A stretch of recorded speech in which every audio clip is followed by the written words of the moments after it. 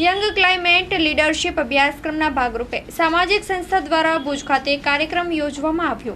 નમસ્કાર દર્શક મિત્રો, આજે જ્યારે ક્લાઇમેટ ચેન્જ એક પ્રેસિંગ ઇસ્યુ બની ચૂક્યો છે અને આ સમયમાં આ મુદ્દાને લઈને પગલાં ભરવામાં આવે તો એના માટે આનાથી સારો સમય કે ઇમિડિયેટ સમય હવે ન હોઈ શકે, કેમ કે હવે જો જરાક મોડું થશે તો કદાચ પૃથ્વી વિનાશમય બની જશે।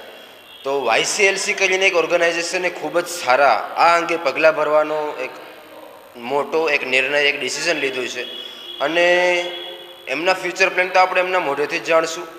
અને કચ્છની નસીબી એ છે કે અહીંયાની 15 સ્કૂલના છોકરાઓ આવ્યા છે અને આ અંગે એ લોકોને માહિતી લે છે કે જો ભવિષ્યમાં એ લોકોને આગળ વધે તો પોતાના સમાજને, પોતાના ગામને, પોતાના દેશને એ લોકોને આ જે પ્રેસિંગ ઇસ્યુ મેં વાત કરી એનાથી કેવી રીતે મુક્ત કરી શકે, સોલ્યુશન્સ પ્રોવાઈડ કરી શકે। તો આ હમણાં જે એક આગેવાન, એક જે પાયોનિયરિંગ પર્सन समीर चक्रवर्ती जी आप साथ मौजूद है। डिस्कशन आगे क्वेश्चन आंसर हिंदी में करशो। तो सर पहले आपके बारे में बताइए, और जो ये वाईसीएलसी प्रोग्राम है ये इनिशिएट कैसे हुआ, और जो 2 फाउंडेशन है, रिन्यू फाउंडेशन और बिंदी इंटरनेशनल, इनके साथ कोलैबोरेशन और ये मतलब प्रोसेस इनिशिएट कैसे हुआ है आपका पूरा? तो अगर हम देखें कि जो अभी क्लाइमेट क्राइसिस जो इशू है वो इशू बहुत एक स्ट्राइविंग इशू है कि हम लोग बात नहीं करते क्लाइमेट क्राइसिस के बारे में। तो इसलिए बिंदी हमारा जो संस्था है ईएमपी बिंदी इंटरनेशनल एसोसिएशन और रिन्यूज फाउंडेशन जो है, जो ऑलरेडी रिन्यूएबल एनर्जी पे काम कर रहे हैं, तो उन लोग साथ मिलके एक करिकुलम डेवलप किया है। जो करिकुलम का नाम दिए हम वाईसीएलसी, इसका फुल फॉर्म है यंग क्लाइमेट लीडरशिप करिकुलम। तो बेसिकली ये हम लोग टारगेट कर रहे हैं क्लास 6 to 8 के बच्चों को गवर्नमेंट स्कूल्स में। तो हम 3 स्टेट में अभी कर रहे हैं करिकुलम, गुजरात में, राजस्थान में और कर्नाटका में। तीन स्टेट में कर रहे हैं। गुजरात के हमारे 15 स्कूल है, कच्छ डिस्ट्रिक्ट के 11 स्कूल और भावनगर के 4 स्कूल है, टोटल 15 स्कूल है। और राजस्थान में भी भिन्न भिन्न क्षेत्रों में हम ये काम कर रहे हैं। तो एक इनोवेटिव करिकुलम है जिसके माध्यम से हम लोग चाहते हैं कि बच्चों में एक अवेयरनेस बिल्ड हो क्लाइमेट क्राइसिस के ऊपर, और क्लाइमेट एक्शन और पॉजिटिव एक्शन ले पाए बच्चे। ठीक है, तो मेनली यही है। और ये जो करिकुलम डिलीवर कर रहे हैं वो सारे लोग जो है वो कम्युनिटी से ही बिलोंग करते हैं। जो हम लोग बोलते हैं यंग क्लाइमेट फेलो, वो कम्युनिटी से बिलोंग करते हैं और लोकल लैंग्वेज में वो करिकुलम डिलीवरी करते हैं, जो बच्चों के लिए आसान होता है समझना। और उसके साथ साथ ये करिकुलम कुछ इनोवेटिव हम लोग तरीका इस्तेमाल किया, एक्टिविटी के थ्रू ये करिकुलम हम लोग डेवलप करते हैं।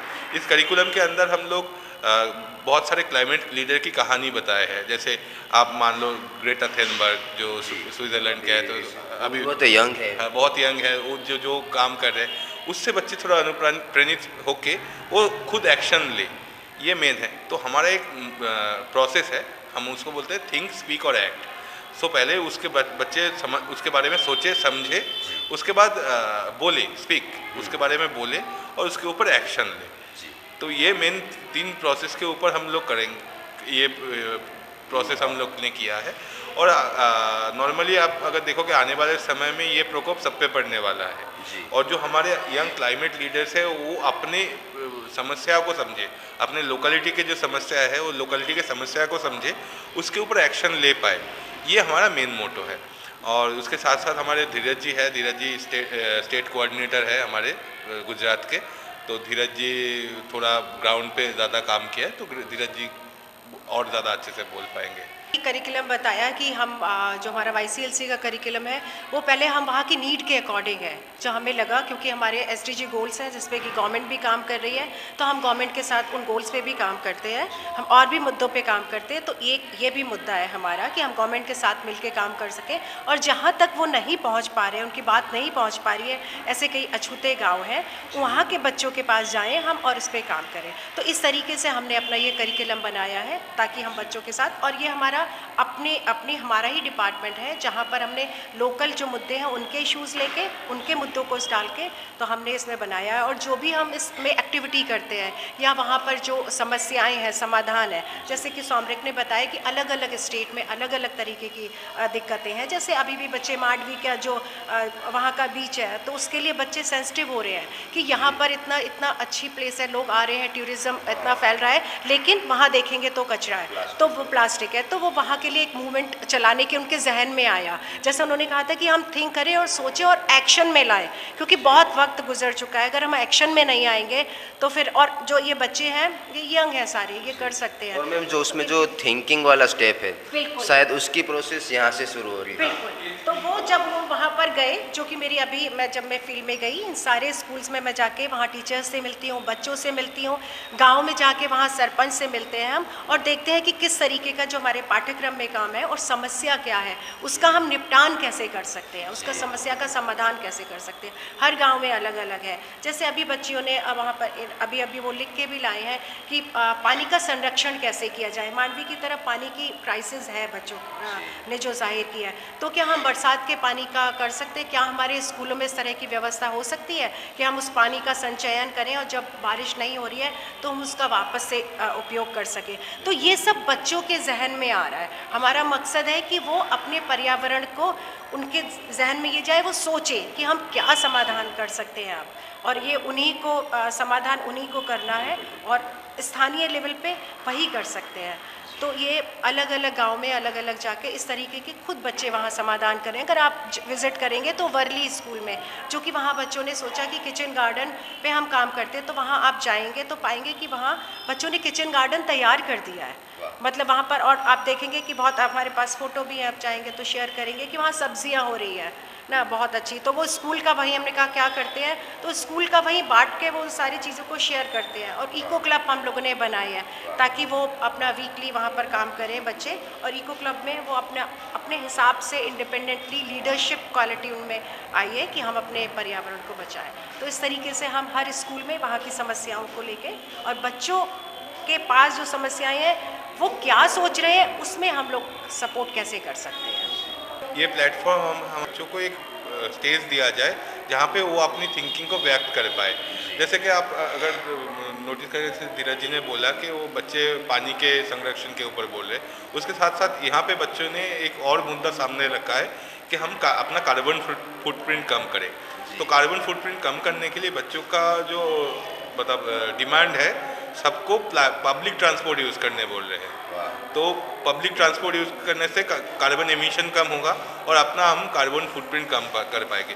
तो बच्चे ऐसे सोच पा रहे हैं, तो वो एक थिंकिंग का एक बहुत बड़ा इफेक्ट है। और उसके बारे में वो बोल रहे हैं, स्पीक अभी बोल रहे हैं। अगर जब उसके ऊपर एक्शन होगा तो वो एक्ट स्पेस में जाएगा। तो ये 3 चीज़ हो रहा है। और जैसे धीरज जी ने बताया, हमारे हर एक स्कूल में 15 जो हमारे यहाँ पे स्कूल है, 11 स्कूल कच्छ में और 4 भावनगर में, 15 स्कूल में हमारे क्लाइमेट क्लब है, जहाँ पे क्लाइमेट एम्बेसडर है। जो हमारे यहाँ पे बच्चे आप दिख रहे हैं, सारे क्लाइमेट लीडर है, क्लाइमेट एम्बेसडर है। आप देखोगे हर एक बच्चे के यहाँ पे बैच लगा हुआ है क्लाइमेट लीडर वाला, तो सारे क्लाइमेट लीडर है। हम ऐसे एक लीडरशिप जर्नी पे निकले हैं और इसको हमें पूरा स्टेट में हम लोग करना चाहते हैं, पूरा पैन इंडिया हम लोग बेसिकली करना चाहते हैं, क्योंकि ये एक जेन्युइन प्रॉब्लम है जो सबको समझनी पड़ेगी। तो एक क्वेश्चन और आप दोनों से मैं पूछना चाहूँगा कि ये 6 to 8 तक के बच्चों के लिए है, मगर महान्यूज़ की टीम, अभी हम खुद ग्राउंड लेवल पे गए थे और हमारे कैमरामैन राहुल भी हमारे साथ थे।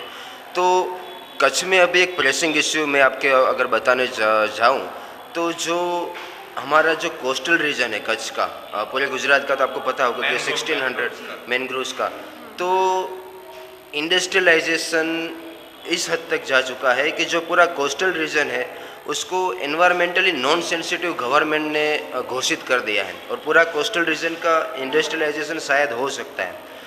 तो ये फाइट अगेंस्ट सिस्टम हो सकता है, एक अगर आप स्तर पे सोचने जाए तो ये फाइट अगेंस्ट सिस्टम है, वॉर अगेंस्ट सिस्टम है।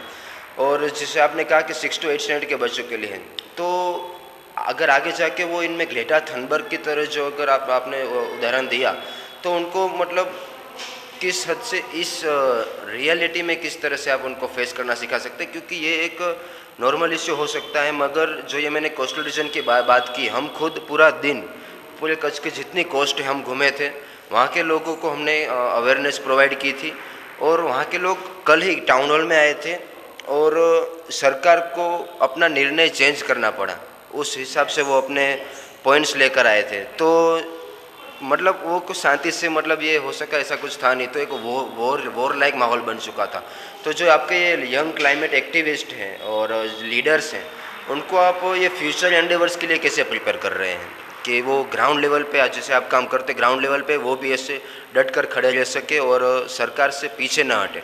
बिल्कुल। तो वैसे हम जो काम करते हैं वो हम राइट वे से भी काम करते हैं। सारे स्कूलों में हम बाल संसद करते हैं कि हमारे देश की जो लोकतांत्रिक प्रक्रिया है और बच्चों के अधिकार क्या है, हमारे अधिकार क्या है ना, तो ये लीडरशिप पे हम लोग काम करते हैं और अपनी आवाज़, अपने अधिकार को हमें बोलना ही पड़ेगा, लेना ही पड़ेगा।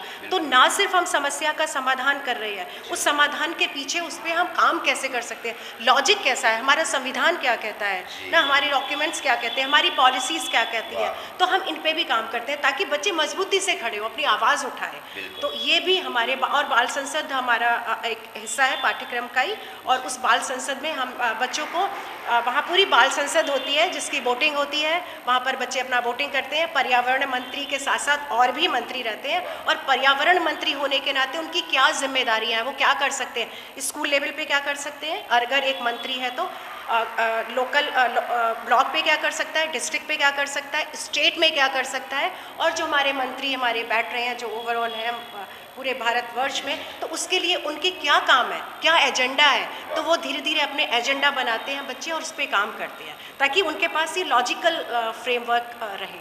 तो इसके साथ भी हम धीरज जी को थोड़ा ऐड करते हुए मैं बोलूँगा क्योंकि जैसे कि हर एक को अपना अपना जो कार्य है वो ऑलरेडी डिनोट किया गया है कि आपका ये काम है। जैसे क्लाइमेट क्लब की आप बात मानो, कोई भी पहल जब शुरू होती है ना, वो एक छोटे लेवल पे शुरू होता है, वो फिर बड़ा कर लेता है।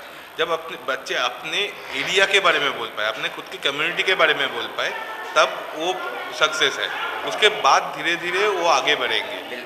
ठीक है, तो अपने पहले बच्चे अपने, हम लोगों का मेन टारगेट रहता है कि बच्चों को समझना कि उनके लोकल एरिया के इश्यूज़ क्या है। लोकल एरिया का इश्यूज़ उन लोगों ने अगर क्लियर कर पाए तो ऐसे 5-10 स्कूल और साथ में जुड़ जाएंगे, तो वो पहले बड़ा आकार लेगा, बूंद बूंद से सागर बनेगा। तो वही है main. So thank you so much आप दोनों को। बस ऐड करूँगी कि जो हमारे क्लाइमेट जो यहाँ पर फेलोज़ हैं वो हम लोकली लेते हैं। जैसे आप जैसे यंग बच्चों को लेते हैं तो हम सारे उन्हीं को ले रहे हैं, तो उनके अंदर भी यह जा रहा है, जो कि बहुत कम उम्र के बच्चे हैं, अभी अपनी स्टडी भी कर रहे हैं लेकिन इसके साथ भी जुड़ के काम कर रहे हैं, तो वो ज़रूर मजबूत, वो यूथ है एकदम, वो इनसे भी बड़े हैं, तो ये सब इनके साथ ही मिलेंगे, मिल के काम करेंगे। હવે મિત્રો એક યંગ ક્લાઇમેટ લીડર આપણા સાથે જોડાયા છે, તો એમના મુખેથી જ જાણશું કે આ ઇન્સ્ટિટ્યુશનમાં કેટલા ટાઈમથી જોડાયેલા છે અને એનો અનુભવ કેવી રીતે રહ્યો છે। તો સૌ પ્રથમ તો આપનું નામ જણાવશો અને YCLC જે સંસ્થા છે એના વિશે બે શબ્દો તમારા માટે। સૌથી પહેલાં મારું નામ મનસુર ઉલ્ઝા નાશિર રોશન છે। હું પાટવાડી શાળા નંબર 1 અને ધોરણ 7માં અભ્યાસ કરું છું। તમે જે સંસ્થાનું પૂછો છો એ સંસ્થા અમને 6 મહિનાથી અમારી સ્કૂલમાં આવે છે અને પર્યાવરણ વિશે જાગૃત કરી રહી છે અને તેમના 5 ચેપ્ટર છે અને અમને ભણાવે છે। અત્યારે હમણાં 5 ચેપ્ટર પૂરા થઈ ગયા છે અને જે મેમ છે અમારા સિમરન મેમ, એમની પણ એ સરખું કામ કરે છે કે નહીં એના માટે પણ એક સર છે અમારા રફીક સર, એમની ચેકિંગ પણ હોય જ છે, લગભગ મહિનામાં 2-3 વાર હોય છે। અને એ સંસ્થા અત્યારે આવી રીતે ઘણા બધા પ્રોગ્રામો કરે છે અને અમારા જેવા ઘણા બધા ક્લાઇમેટ લીડર છે તેમના માટે ખૂબ ઘણા બધા કાર્યો કરે છે અને આવી જ રીતે ઘણા મોટા પ્રોગ્રામો કરે છે। અને અત્યાર સુધી ઘણી બધી સ્કૂલો એમનું મુખ્ય ધ્યેય એ છે કે તે કચ્છની જે શાળાઓ છે જેમના માટે શિક્ષણ મહત્ત્વનું નથી અને ગામ પણ અમુક એવા છે જેમના માટે શિક્ષણ મહત્ત્વનું નથી, તો એમને શિક્ષણનું મહત્ત્વ સમજાવવું છે અને તેના માટે તે જાય છે બધી સ્કૂલોમાં અને એવી જ રીતે ચેપ્ટર ભણાવે છે અને એવી રીતે ઘણી બધી અમારા સ્કૂલમાં તમે જોઈ શકો છો તો કિચન ગાર્ડન બનાવ્યું છે, પછી બગીચાની બાગાયત કમિટી છે અમારી, એનામાં પણ એ અમારા મેમ ને બધા ભરપૂર સાથ આપે છે. અત્યારે અમે બધા ભેગા મળીને નાના મોટા બધા વૃક્ષો કરીને 250થી ઉપર વૃક્ષો ઉગાડેલા છે અને એમાં એમનું ખૂબ જ સાથ સહકાર રહેલો છે અને બહુ સરસ રીતે ભણાવે છે અને એક્ટિવિટીઓ પણ ખૂબ સારી રીતે થાય છે અને આવે પણ છે, એવું નહીં કે રેગ્યુલર નથી આવતા, આવે પણ છે ને એવી રીતે ઘણી બધી રીતે અમને મદદરૂપ થાય છે.